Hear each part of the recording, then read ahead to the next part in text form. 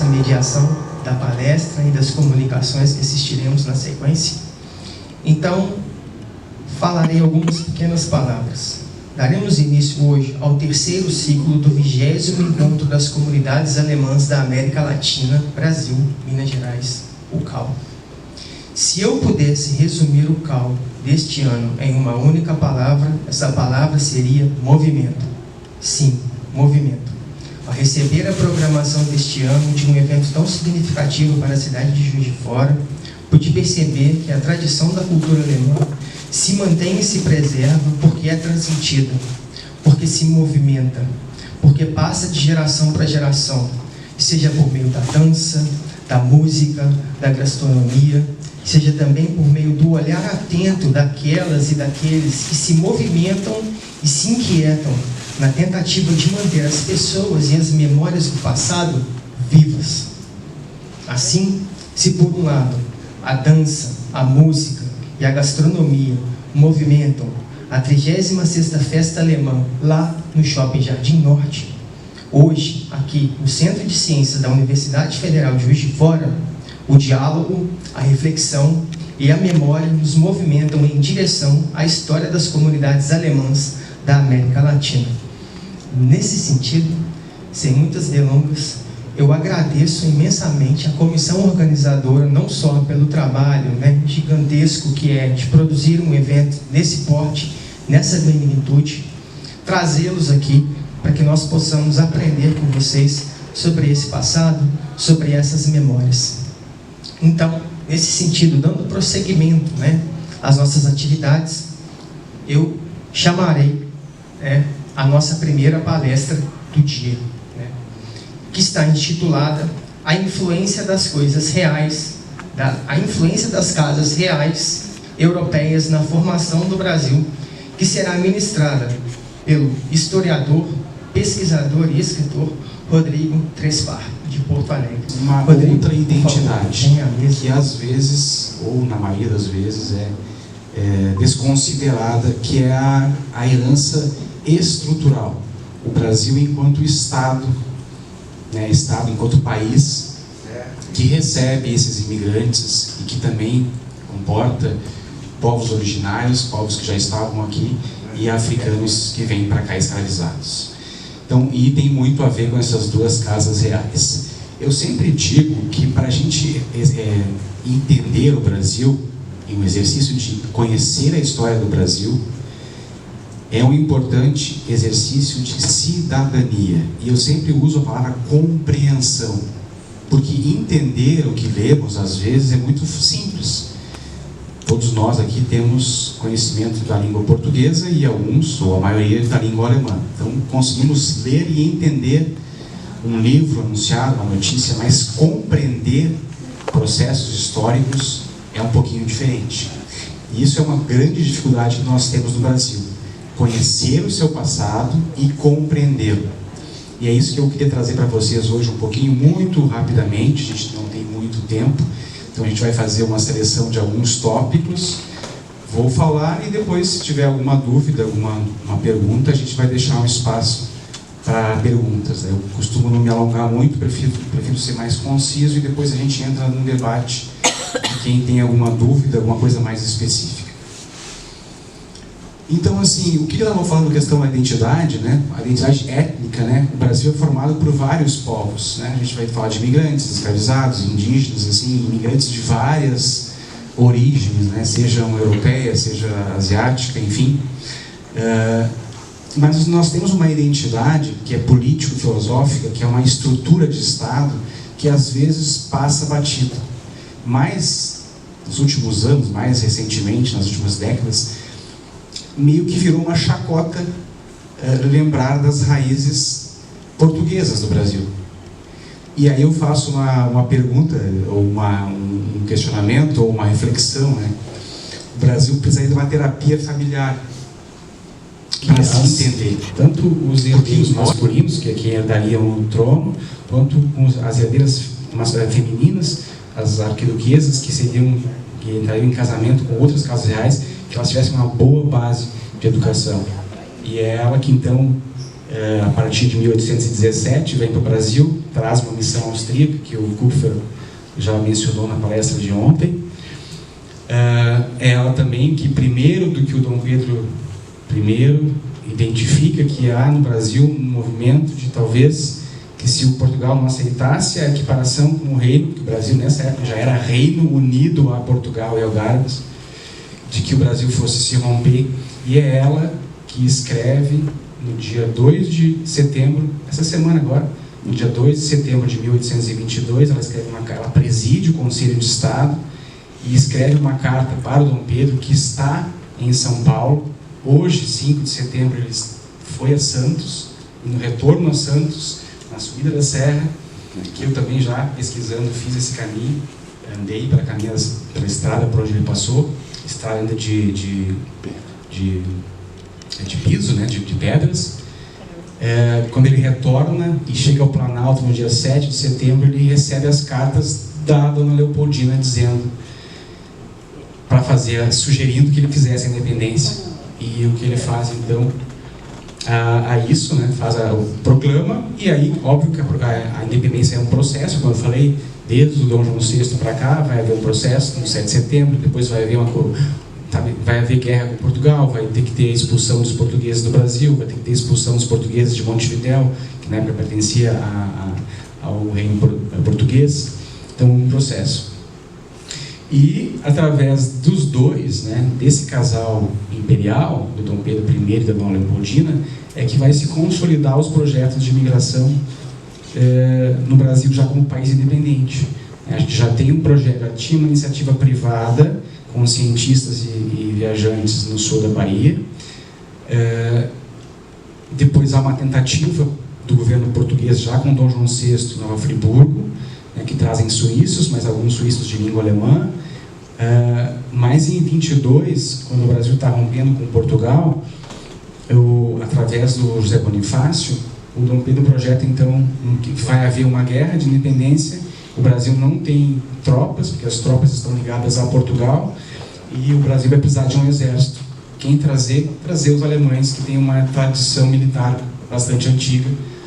E o modelo usado é um modelo que a Casa da Áustria usava muito, que são os cossacos do Dom, que ele vai fazer uma referência, que são colônias rural-militares, assentamento de colônias. Os imigrantes vieram de um mundo que valorizava o canto, o livro, a leitura, de um mundo em que já existiam universidades antes mesmo de o Brasil ser descoberto.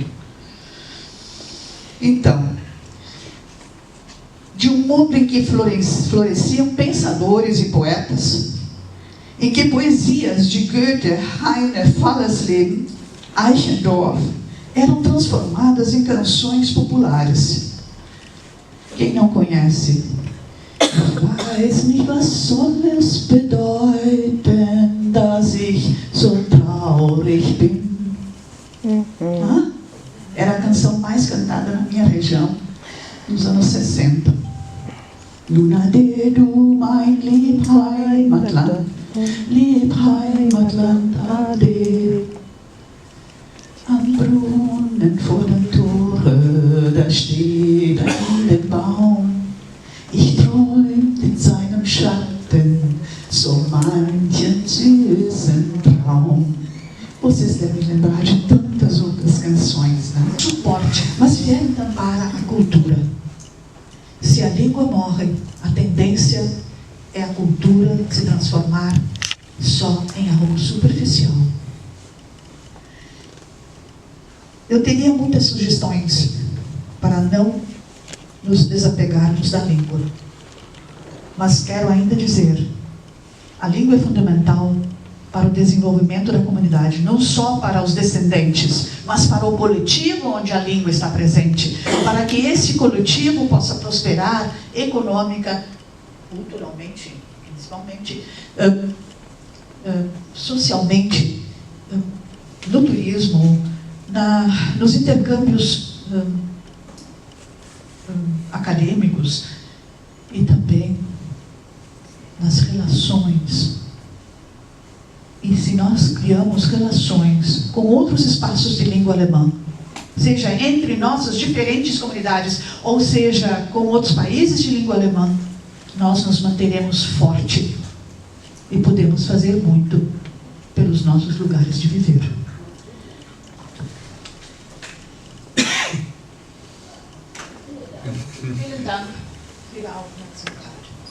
Super! Dá palma para mim. Muito bom. Crecimiento de la identidad cultural posusina en la ciudad de Lima. Grupo folclórico. Como Fabricio, Jeff y Jessica ya les contaron un poco, voy a mencionar algo sobre la historia de Posuso. Posuso fue fundada en el año 1859 por aproximadamente 170 inmigrantes entre austriacos y alemanes. Como también ya muchos saben, ellos demoraron 2 años en poder llegar y fundar Posuso como lo conocemos hoy. Ellos lograron establecer una comunidad muy unida, organizada, basada en la agricultura, la ganadería y tradiciones propias. Gracias a esas tradiciones propias que hoy tenemos, uno de los inicios económicos más importantes para Posuso hoy es el turismo. Durante un siglo más o menos, Posuso estuvo incomunicado, no tuvimos acceso por carretera. Eso nos permitió poder tener mucho y conservar mucho nuestra vestimenta, la arquitectura, la gastronomía europea. No menciono el idioma porque ahí sí tuvimos un tema importante para poder comunicarnos con el español, y muchas familias fueron muy radicales y dejaron de hablar el alemán. Solo se comunicaban entre los adultos con el alemán, y para los niños era solamente español. Por ello, mi madre, por ejemplo, que tiene 61 años, perdón, ella habla muy bien el dialecto posusino. Mi padre, con 64 años, entiende el dialecto, pero no puede formar oraciones y hacer una conversación completa. Ellos hacia nosotros, que somos la 5ª generación, ya dejaron de enseñarnos el dialecto, y bueno, si queremos aprender algo tenemos que estudiarlo por fuera. Es importante esta frase: la danza y el amor por Posuso viven en nuestros corazones desde el momento en que nacemos. Esta es una pequeña historia. El niño que ven al medio es mi sobrino Fabio Schuller. Él empezó a danzar desde los 5 años. En Posuso contamos con 5 culturales o centros de danza, 3 que se enfocan en enseñar la danza para los niños entre los 5 años y 17 años, que es la etapa del colegio, y 2 que buscan mantener la danza viva en los adultos, y son grupos de jóvenes y adultos mayores de 18 años. Olha lá.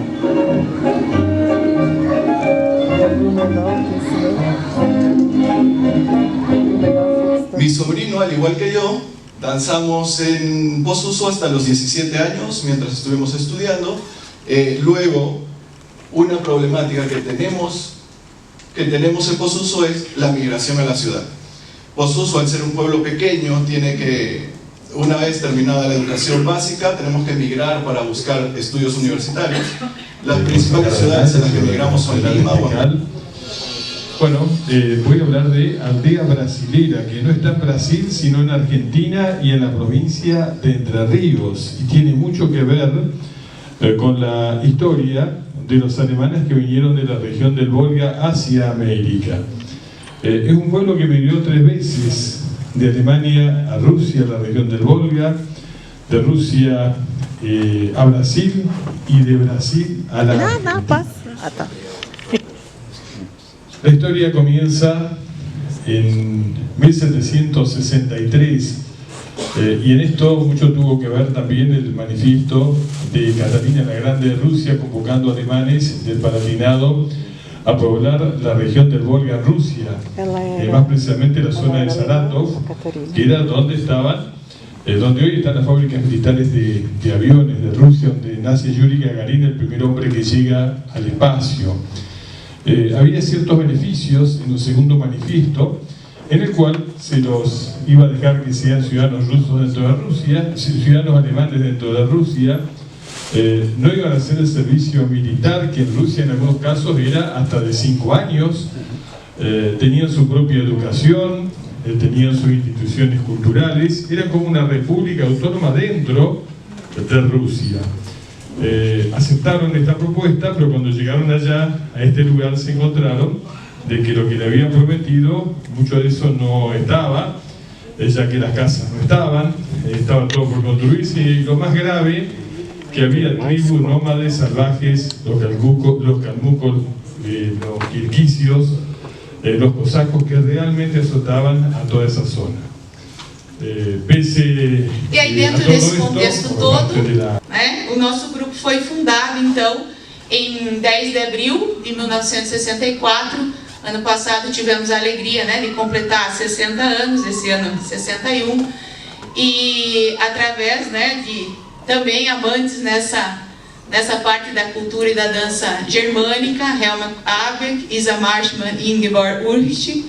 E inicialmente a gente chamava Grupo Folclórico Germânico. E sempre com o mesmo objetivo que permeia até hoje, que é continuar, né, dar continuidade a essa cultura germânica, a parte da consciência étnica, mantendo esses costumes e músicas, trajes, enfim, da Alemanha, da Áustria e da Suíça. Inicialmente nós ensaiávamos onde era o Instituto Goethe. Infelizmente Curitiba não está mais com o Instituto, né? Ele foi fechado, mas um tempo depois nós passamos a fazer parte então da sociedade, uma sociedade alemã, Sociedade Beneficente Rio Branco, ou Clube Rio Branco, e passamos a se chamar Grupo Folclórico Germânico do Clube Rio Branco. O clube foi vendido, né, é tombado pelo patrimônio histórico, mas hoje é o nosso tribunal, né, do trabalho. E aí, com isso, a gente também foi mudando de lugares, tá? Depois eu vou falar um pouquinho. Em 1991, nós fundamos a nossa categoria infantil e, na sequência, né, juvenil, infanto-juvenil e assim por diante. Também, em 91, nós criamos uma identidade um pouquinho mais própria, né? Nós fizemos tipo um concurso no grupo para escolher o nome para o grupo. E aí ele passou a se chamar Grupo Folclórico Germânico Alterheim. Então, como que a gente busca manter, né, além da dança, além da língua, além de outras informações sobre os países, atividades. Então, a gente participa, né, de apresentações no Brasil todo, nos países vizinhos. Já estivemos na Argentina, já estivemos no Paraguai, participamos da inauguração do Teatro Guaíra, que é bem famoso lá em Curitiba, é um dos maiores. E a gente, nessas apresentações, o nosso festival, né, já está numa edição bastante longa, mais antiga até que o nosso grupo. A gente sempre cria temas, até para buscar um pouquinho, né? Então, por exemplo, esse ano a gente homenageou a nossa categoria infantil, que fez 40 anos. São junto com o Mariano Procópio na colônia de imigrantes aqui de Pedro II, em Juiz de Fora. A sua terceira esposa, depois que a segunda também faleceu, 7 filhos com a segunda esposa, quer dizer, 8 com a primeira, 7 com a segunda. Ainda teve gás para a terceira esposa, a Maria Luísa, com a qual ele ainda teve seu último filho. Então, com ela foi um casamento mais rápido, foram só 3 anos que aí realmente chegou a vez dele. Ele acaba falecendo, a versão mais aceita, né? Não tem como comprovar, mas teria sido suicídio. Né? Ele tinha uma coleção de minerais fantástica, que o Henri Gorset, que foi o fundador da Escola de Minas, era apaixonado, queria comprar de toda forma essa coleção que ele tinha. E essa coleção desapareceu, né? Depois, com a questão do falecimento dele, então não se sabe realmente o paradeiro.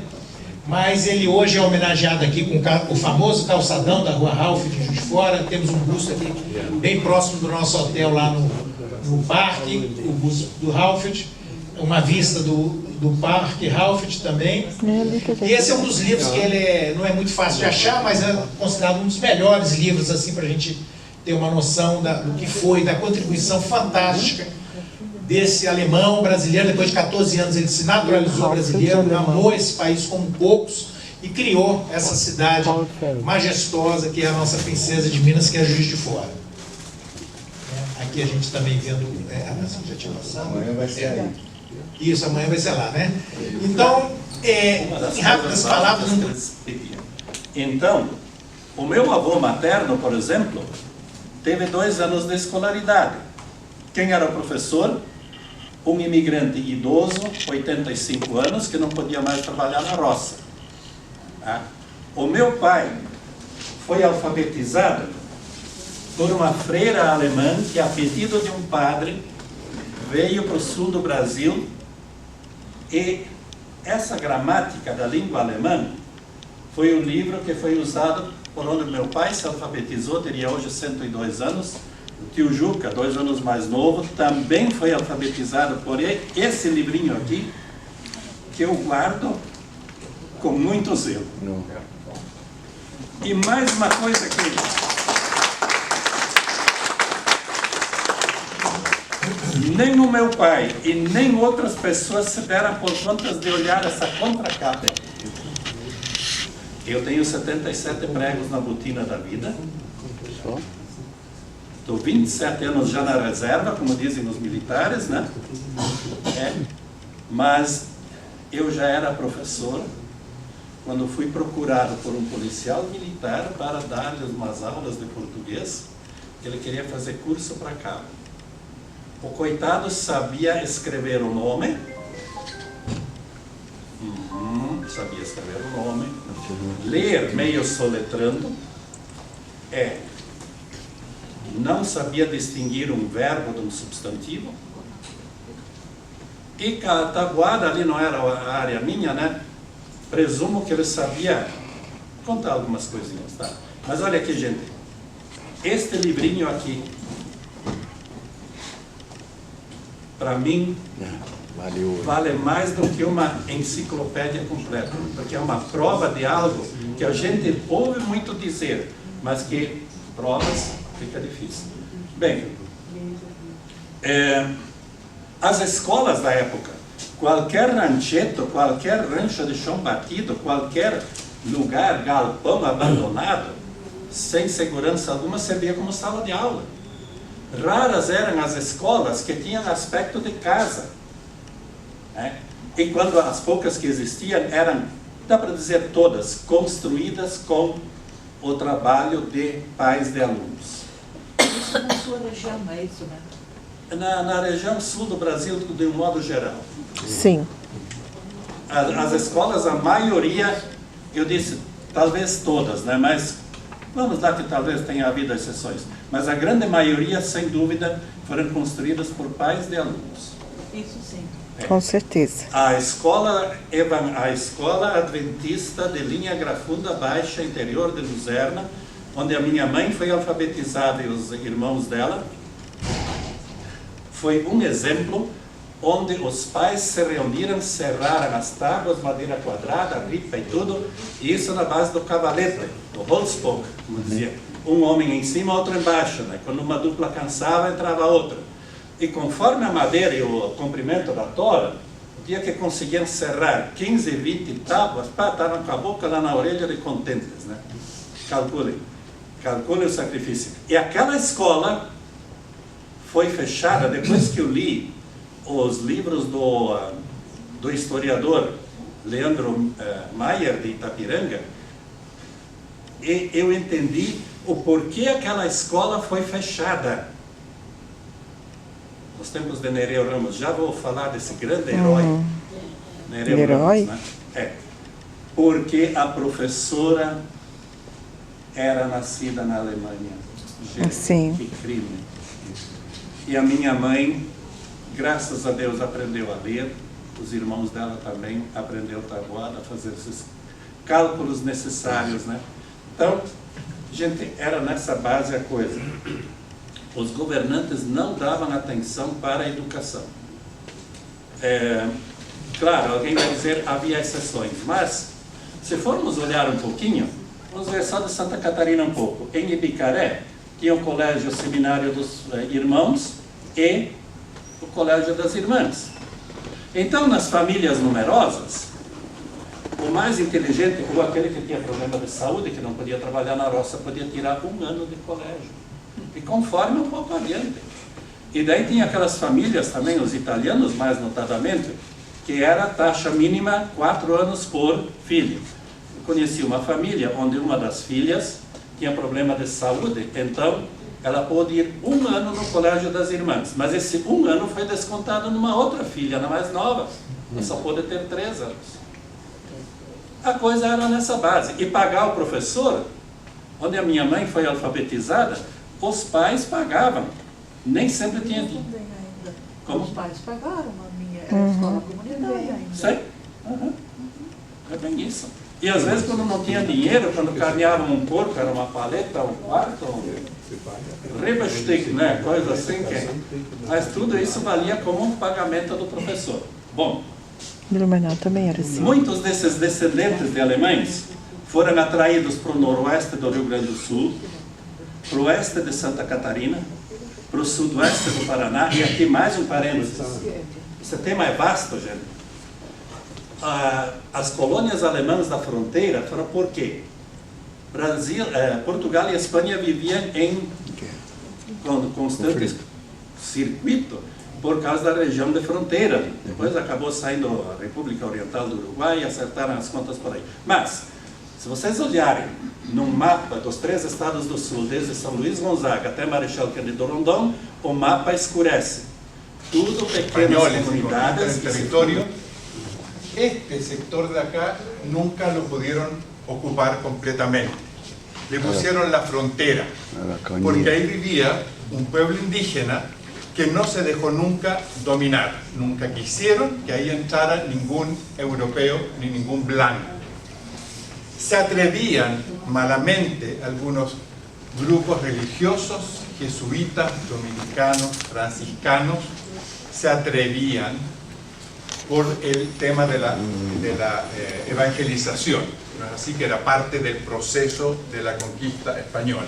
La espada y la cruz. El año 1888, Chile ya independiente de España, decide que este territorio no puede seguir siendo una interrupción en la conexión del país, por lo tanto, hace un movimiento militar, declara el territorio bajo guerra y lo termina ocupando. Significa que... A ver cómo avanzo aquí. Bueno, ahí tienen, esto era el pueblo mapuche, que nunca se dejó dominar completamente.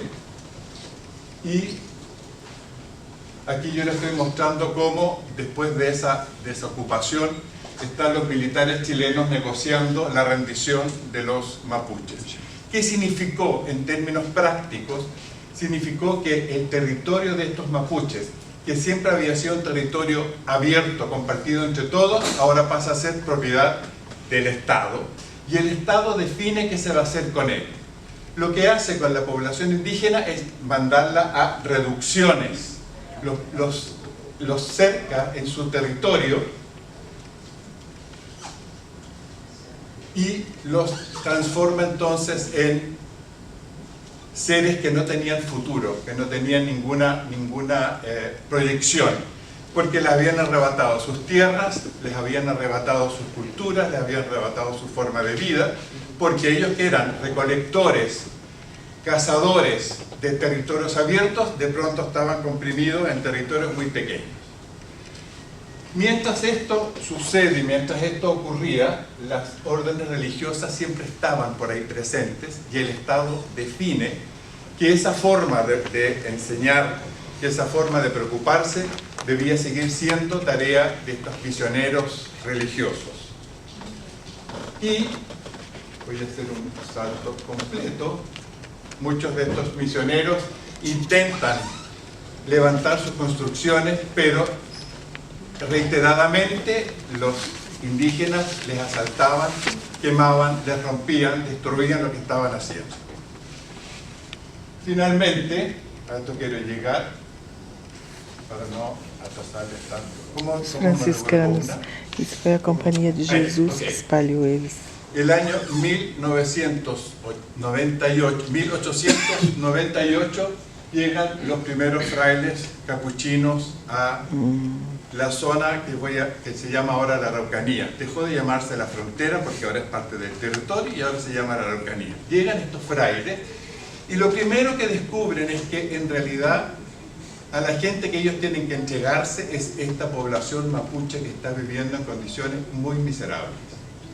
Y lo hacen a través de lo que yo les decía, esta entrega, esta empatía, esta búsqueda de